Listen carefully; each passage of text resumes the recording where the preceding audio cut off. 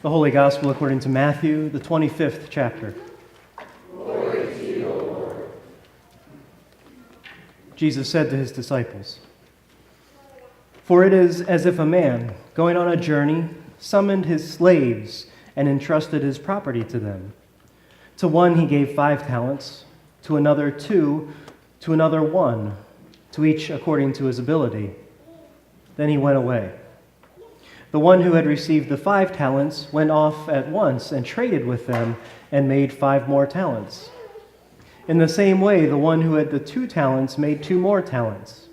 But the one who had received the 1 talent went off and dug a hole in the ground and hid his master's money. After a long time, the master of those slaves came and settled accounts with them. Then the one who had received the 5 talents came forward, bringing 5 more talents, saying, 'Master, you handed over to me 5 talents. See, I have made 5 more talents.' His master said to him, 'Well done, good and trustworthy slave. You have been trustworthy in a few things. I will put you in charge of many things. Enter into the joy of your master.'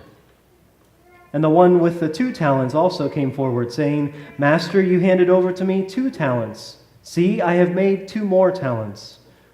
His master said to him, 'Well done, good and trustworthy slave. You have been trustworthy in a few things. I will put you in charge of many things. Enter into the joy of your master.' Then the one who had received the 1 talent also came forward, saying, 'Master, I knew that you were a harsh man, reaping where you did not sow and gathering where you did not scatter seed. So I was afraid, and I went and hid your talent in the ground. Here you have what is yours.' But his master replied, 'You wicked and lazy slave. You knew, did you, that I reap where I did not sow and gather where I did not scatter? Then you ought to have invested my money with the bankers, and on my return I would have received what was my own with interest. So take the talent from him and give it to the one with the 10 talents. For to all those who have, more will be given, and they will have an abundance. But from those who have nothing, even what they have will be taken away.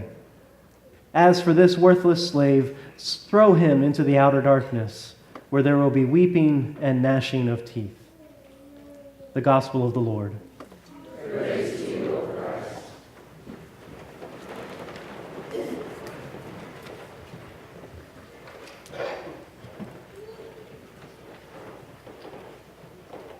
When it comes to financial investments, there are many factors that go into making decisions and plans in order to make your financial investments work for you. Now, before you start thinking I picked up the wrong set of papers and I'm reading a radio advertisement, this parable that tells where Jesus tells about a master and his slaves and entrusts all kinds of property to them has gotten me thinking about what these slaves did with this property. As we heard, 2 of them doubled the amount of property they received, where 1 of them didn't gain anything. So could there be anything that we as 21st century investors could learn from the servants in the story? Or could our understanding of investing help shed light on what Jesus was telling through this parable? Maybe. First thing to know when thinking about making a financial investment is to seek the guidance of a professional financial planner and not a pastor. I would, of course, be more than happy to talk to you about all of this, but I can't make any promises. Well, I guess a financial planner can't make many promises either, but I think they would tell you things like this. Before you make any type of investment, you need to consider your time frame, consider your risk tolerance, and your goals.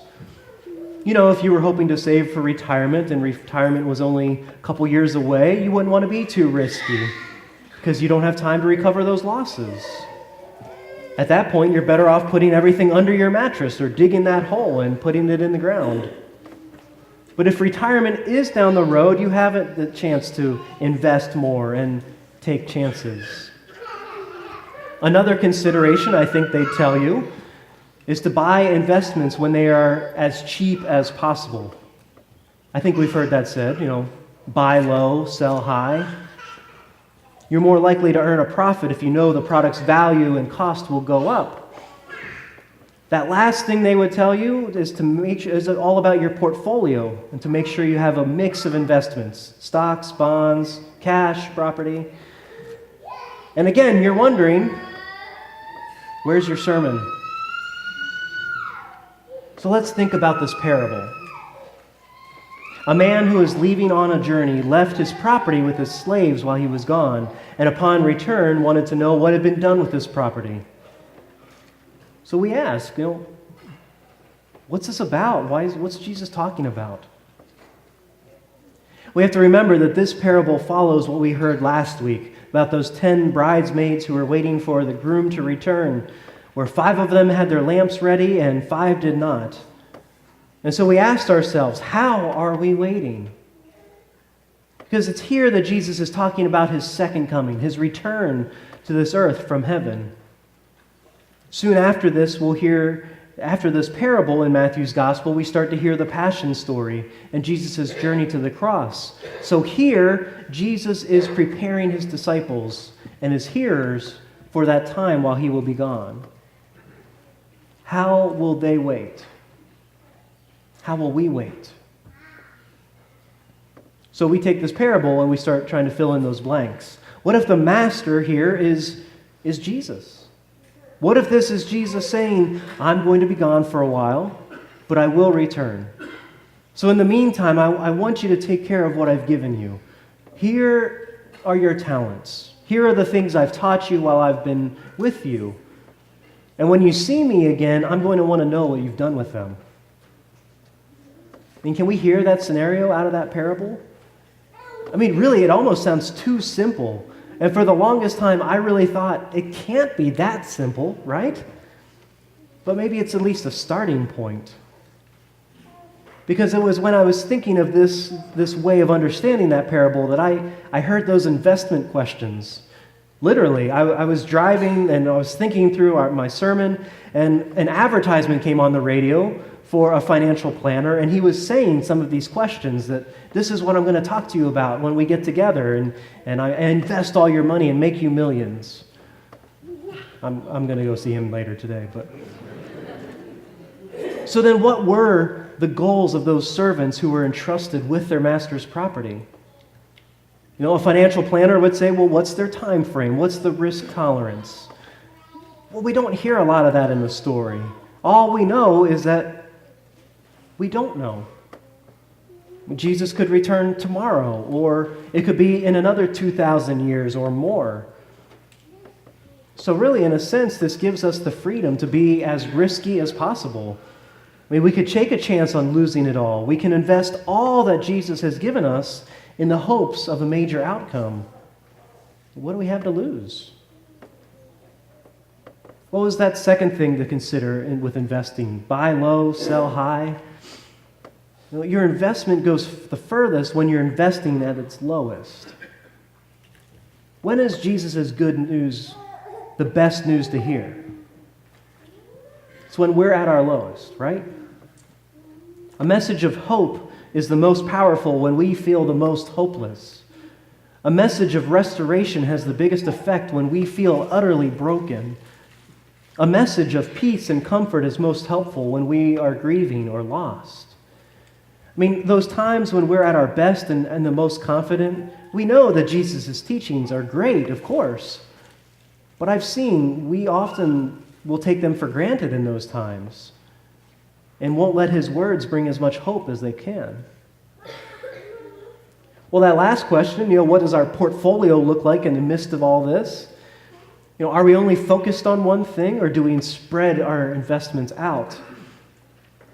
I've been a part of a lot of debates in the church about what the focus should be.